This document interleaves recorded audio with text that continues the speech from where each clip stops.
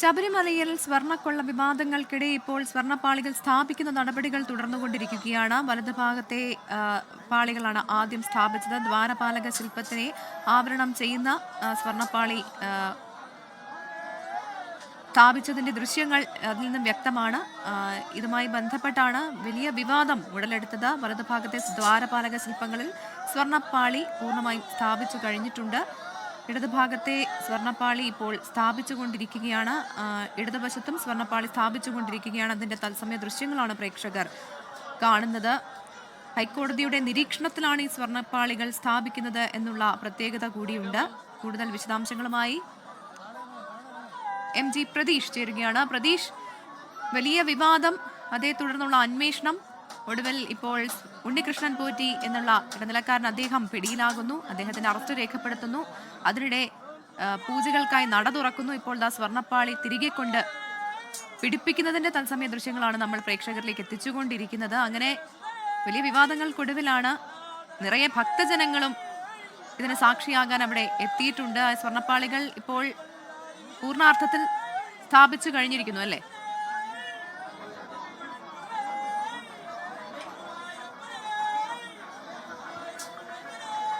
പ്രവിധ നടപടിക്രമങ്ങൾ അതിന്റെ അവസാന ഘട്ടത്തിലേക്ക് എത്തി നിൽക്കുകയാണ്. ഒരു ദ്വാരപാലക ശില്പത്തിൽ സ്വർണ്ണപ്പാളികൾ പൂർണ്ണമായും സ്ഥാപിച്ചിട്ടുണ്ട്. ഇനി മറ്റൊരു ദ്വാരപാലക ശില്പത്തിലെയും മുഖാവരണം സ്ഥാപിച്ചിരിക്കുന്നു. ഇപ്പോൾ പൂർണ്ണമായും ആ നടപടികൾ പൂർത്തിയായി എന്നതാണ് നമുക്ക് മനസ്സിലാക്കാൻ കഴിയുന്നത്. ഈ ഉറപ്പിച്ച പാളികൾ അത് കൂടുതൽ ഉറപ്പിക്കണം. അത് ഇളകി വരാത്ത രീതിയിലുള്ള ഒരു ഉറപ്പിക്കൽ നടപടികളാണ് ഇപ്പോൾ ഈ ശില്പികളും ജീവനക്കാരും ചേർന്ന് നടത്തുന്നത്.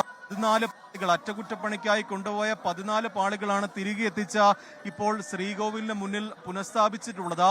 ഈ കഴിഞ്ഞ മാസം 21-ാം തീയതി സന്നിധാനത്ത് എത്തിച്ച പാളികൾ ഈ ശബരിമല സ്ട്രോങ് റൂമിലാണ് സൂക്ഷിച്ചിരുന്നത്. ആ പാളികളാണ് ഇന്ന് തുലാമാസ പൂജകൾക്കായി നട തുറന്ന ഘട്ടത്തിൽ ഈ ശ്രീകോവിലിൽ തിരികെ സ്ഥാപിച്ചിരിക്കുന്നത്. പ്രവിധ സൂചിപ്പിച്ചതുപോലെ തന്നെ കൃത്യമായ ഹൈക്കോടതിയുടെ നിരീക്ഷണത്തിലാണ് ഈ നടപടിക്രമങ്ങൾ പൂർത്തിയാകുന്നത്. ദേവസ്വം ബോർഡ് പ്രസിഡന്റ്, ദേവസ്വം ബോർഡ് അംഗങ്ങൾ, ദേവസ്വം ബോർഡ് ഉദ്യോഗസ്ഥർ, എക്സിക്യൂട്ടീവ് ഓഫീസർ, സ്പെഷ്യൽ കമ്മീഷണർ, ഒപ്പം തിരുവാഭരണം കമ്മീഷണർ, അങ്ങനെ എല്ലാ ഉദ്യോഗസ്ഥരുടെയും സാന്നിധ്യം ഈ ചടങ്ങിലുണ്ട്. നേരത്തെ ഈ ഒരു സാന്നിധ്യം ഒന്നും തന്നെ ഇല്ലാതിരുന്നതാണ് വലിയ വിവാദത്തിന് ഇടയാക്കിയിട്ടുള്ളത്. ഇത്തരം നടപടിക്രമങ്ങൾ ഒന്നും പാലിക്കാതെ ഇത് അറ്റകുറ്റപ്പണിക്ക് കൊടുത്തതാണ് വലിയ സ്വർണ്ണ അപഹരണത്തിനൊക്കെ തന്നെ കാരണമായി എന്ന് അന്വേഷണ സംഘം കണ്ടെത്തിയിട്ടുള്ളത്. അതേ സ്വർണ്ണപ്പാളിയാണ് ഇപ്പോൾ അറ്റകുറ്റപ്പണിക്ക് ശേഷം ഇപ്പോൾ തിരികെ സ്ഥാപിക്കുന്നത്. 98-ൽ സ്വർണം പൊതിഞ്ഞ, ചെമ്പിൽ സ്വർണം പൊതിഞ്ഞ പാളികളായിരുന്നുവെങ്കിൽ 2025 ആയപ്പോഴേക്കും അത് സ്വർണം പൂശിയ പാളികളായി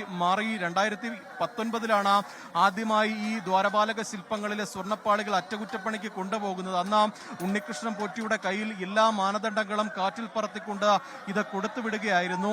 ഈ ശബരിമലയുമായി ബന്ധപ്പെട്ട ഇത്തരത്തിൽ അറ്റകുറ്റപ്പണി നടത്തുമ്പോൾ അത് ശബരിമല സന്നിധാനത്ത് ആ ഒരു പ്രിമൈസിസിൽ നടത്തണമെന്നതാണ് ഹൈക്കോടതിയുടെ നിർദ്ദേശം. അതിനൊപ്പം ദേവസ്വം മാനുവലിൽ കൃത്യമായി പറയുന്നുണ്ട് ശബരിമല സന്നിധാനത്ത് നിന്ന് പുറത്തേക്ക് കൊണ്ടുപോകരുത് എന്ന്. അങ്ങനെ കൊണ്ടുപോകുന്നുണ്ടെങ്കിൽ ഈ ഹൈക്കോടതിയുടെ അനുമതി വേണമെന്നൊക്കെ കൃത്യമായ നിർദ്ദേശമുണ്ട്. ഇതൊക്കെ കാറ്റിൽ പറത്തിയാണ് അന്ന് 2019-ൽ ഉണ്ണികൃഷ്ണൻ പോറ്റിയുടെ കയ്യിൽ ഇത് കൊടുത്തുവിടുന്നത്. അങ്ങനെ കൊടുത്തുവിട്ട ഈ സ്വർണ്ണപ്പാളികളാണ് ഈ ചെന്നൈയിൽ കൊണ്ടുപോകാനെന്ന് പറഞ്ഞ് ഉണ്ണികൃഷ്ണൻ പോറ്റി ബംഗളൂരുവിൽ കൊണ്ടുപോവുകയും അത് അവിടെ പ്രദർശന വസ്തുവാക്കുകയും ചെയ്തത്. അതിനപ്പുറം തന്നെ ഇതിൽ നിന്ന് സ്വർണം ഉണ്ണികൃഷ്ണൻ പോറ്റി അപഹരിച്ചു എന്നുള്ള ഞെട്ടിക്കുന്ന കണ്ടെത്തലുകൾ ദേവസ്വം വിജിലൻസും പിന്നീട് വന്ന പ്രത്യേക അന്വേഷണ സംഘവും കണ്ടെത്തി.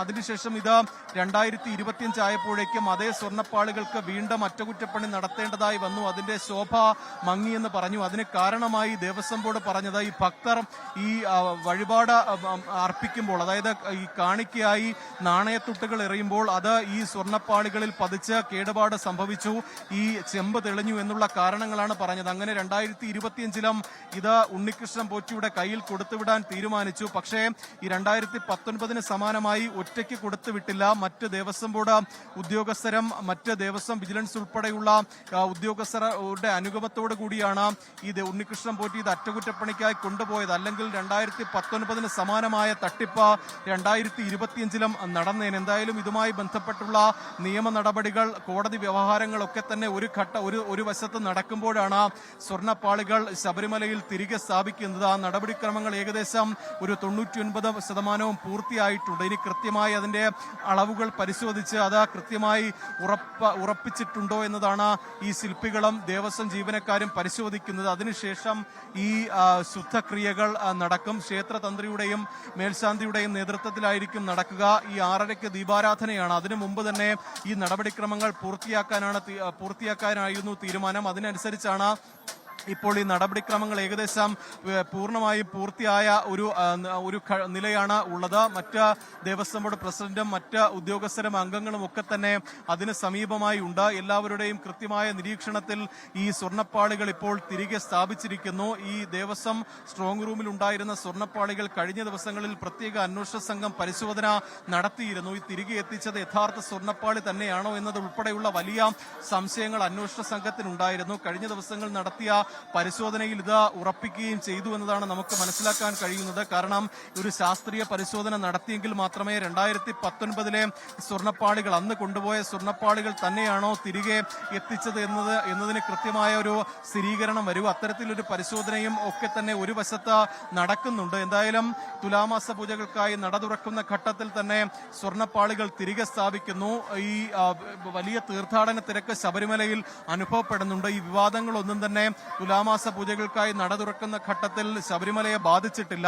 ഒരു ഭക്തമുഖരിതമായ അന്തരീക്ഷം തന്നെയാണ് ശബരിമലയിലുള്ളത്. വലിയ ശരണം വിളികളോടെ കൂടി 18-ാം പടി കയറി ആയിരക്കണക്കിന് തീർത്ഥാടകരാണ് ഓരോ മിനിറ്റിലും ശബരിമലയിലേക്ക് എത്തുന്നത്. പമ്പയിൽ നിന്നുൾപ്പെടെ വലിയ തീർത്ഥാടന തിരക്ക് അനുഭവപ്പെടുന്നുണ്ട് എന്നുള്ള വിവരങ്ങൾ പുറത്തു വരുന്നുണ്ട്. അതായത് മണ്ഡല മകരവിളക്കിന് സമാനമായ ഒരു തിരക്ക് ശബരിമലയിൽ അനുഭവപ്പെടുന്നുണ്ട്. നാളെയാണ് മേൽശാന്തി നറുക്കെടുപ്പും ശബരിമലയിൽ നടക്കാനിരിക്കുന്നത്. അങ്ങനെ തുലാമാസ പൂജകൾക്കായി നട തുറക്കുമ്പോൾ വളരെ പ്രധാനപ്പെട്ട പല ചടങ്ങുകൾക്കും കൂടി ശബരിമല സാക്ഷിയാവുകയാണ്. അതിനൊപ്പം തന്നെ 22-ാം തീയതി രാഷ്ട്രപതി ശബരിമലയിൽ എത്തുന്നുണ്ട്. ഈ വിവാദങ്ങളുടെ ഒക്കെ തന്നെ ഒരു പശ്ചാത്തലത്തിൽ കൂടിയാണ് രാഷ്ട്രപതിയുടെ ശബരിമല സന്ദർശനം. രാഷ്ട്രപതിക്കൊപ്പം കേരള ഗവർണർ കൂടി ഈ രാഷ്ട്രപതിക്കൊപ്പം എത്തുന്നു എന്നതാണ് പുതുതായി ലഭിക്കുന്ന വിവരം. അത്തരത്തിൽ 22-ാം തീയതി രാഷ്ട്രപതി ശബരിമലയിൽ എത്തും. ആ 21-ാം തീയതി ഉച്ചയ്ക്ക് ശേഷം മുതൽ അതുകൊണ്ട് തന്നെ ശബരിമലയിൽ ഒരു നിയന്ത്രണം ഉണ്ടായിരിക്കും. 21-ാം തീയതിക്ക് ശേഷം 22-ാം തീയതി പൂർണ്ണമായും ഭക്തർക്ക് ശബരിമലയിൽ നിയന്ത്രണം ഉണ്ടായിരിക്കും. 21-ാം തീയതി വളരെ